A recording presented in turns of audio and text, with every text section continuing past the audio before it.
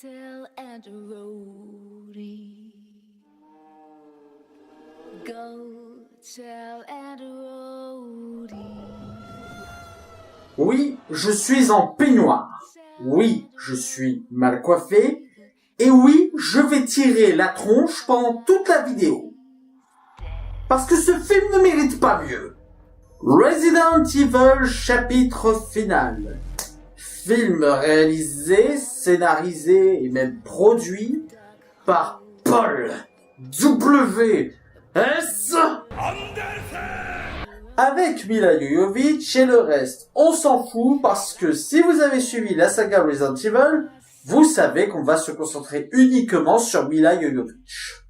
Après les événements précédents, Alice, qui a été trahie par Albert Wesker à Washington DC, doit se rendre à Raccoon City, là où les horreurs ont commencé et où Umbrella Corporation va lancer une offensive sur les survivants de l'apocalypse. Pour créer une apocalypse encore plus apocalypse que l'apocalypse. Ceux qui me connaissent le savent, je considère la saga Resident Evil comme la pire saga cinématographique de l'histoire. Et attention, pas parce que c'est pas fidèle aux jeux vidéo. Non. Juste que ces films sont pour moi une purge aussi bien en tant que film qu'en tant que morceau d'une saga. Et le problème numéro 1 de cette saga, c'est que ces films ne sont pas écrits comme des films, mais sont écrits comme des fanfictions. Mais attention, pas des fanfictions super documentées, super bien écrites, faites par des gens qui sont réellement passionnés par l'univers dont ils font des écrits. Non. Là, c'est vraiment la fanfiction débile de Paul W.S. Anderson qui met sa femme dans Resident Evil. Ma femme, elle est trop forte en fait, hein. Elle sauve tous les personnages de la saga, hein. Et c'est elle qui sauve tout le monde, hein. Et puis même les méchants de Resident Evil, ils sont en fait gouvernés par un méchant encore plus méchant que je vais créer de toutes pièces. Je suis trop un génie. Voilà, je viens de vous faire le résumé de la saga entière. Il y a tous les petits malins qui vont me faire Paul Anderson, il a pas réalisé le 2 et le 3. Il est scénariste et producteur sur l'ensemble de la saga. Or, aux États-Unis, ce sont les producteurs qui ont le dernier mot sur la sortie des films. En clair, c'est pas parce qu'il a embauché 2 fois des yes man pour faire le sale boulot qu'il n'est pas responsable de toute la saga. Tu ne devais pas parler du film Resident Evil chapitre final ? C'est ce que je fais. Je suis en train de parler de la saga. Or, Resident Evil chapitre final a les mêmes problèmes que la saga.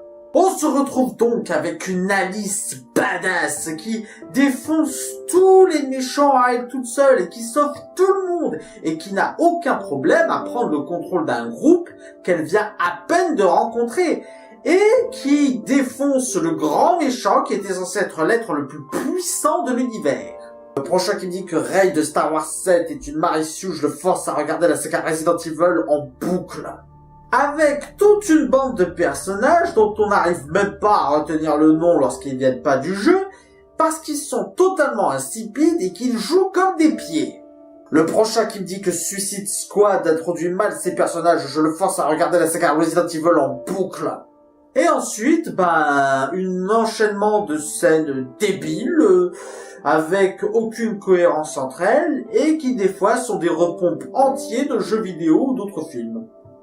Le prochain qui me dit « Ta gueule !» Ce qui me casse encore plus les roustons avec cette saga, c'est qu'elle ne se respecte même pas d'un épisode à l'autre.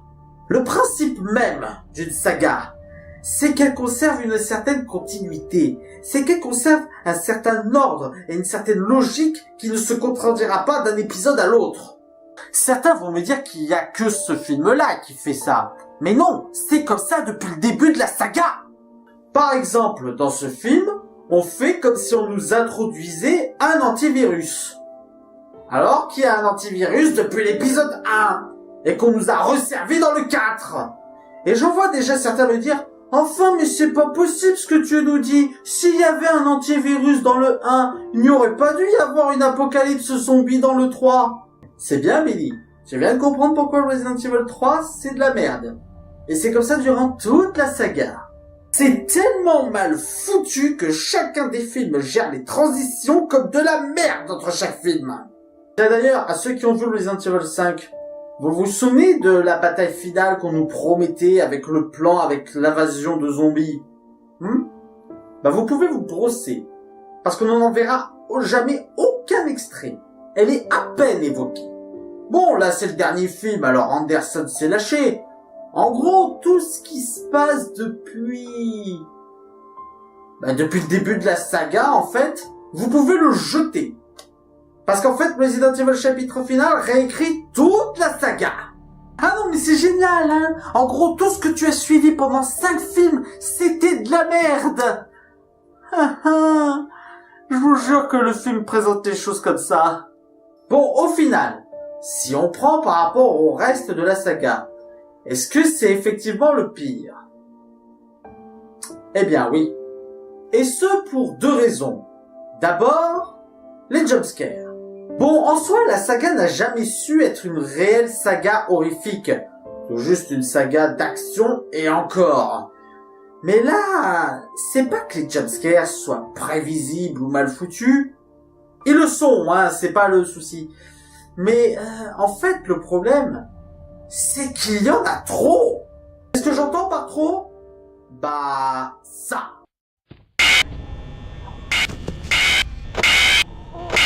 Je vous jure, le film ressemble à ça à un moment donné. C'est à tel point que ça a fait l'exploit de ne plus pouvoir faire sursauter. Et du coup, ça en devient juste irritant. La deuxième raison, les scènes d'action.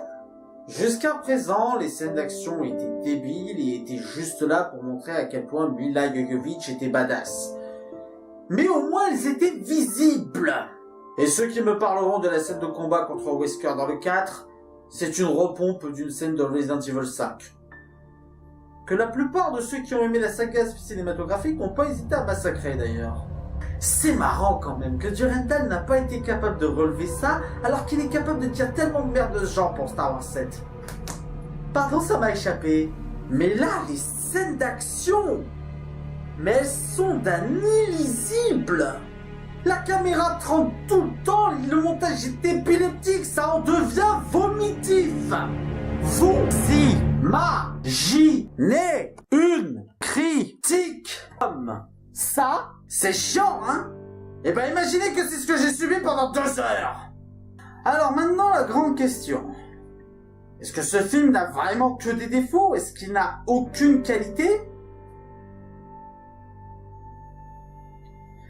Ben, j'aurais pu citer comme qualité le fait que ce soit le dernier de la saga et donc qu'au final on ne souffrira plus de ça.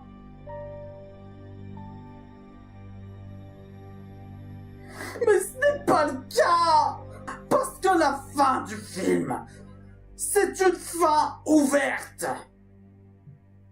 Ouverte! Vous savez ce que ça veut dire? Ça veut dire qu'il va forcément y avoir une suite, qu'on va encore avoir ce genre de film débile qui va massacrer la saga. On va encore en avoir le droit. Il va encore en faire. Arrête, Paul. Arrête. Je ne suis qu'un être humain. Je ne supporterai pas un film de plus.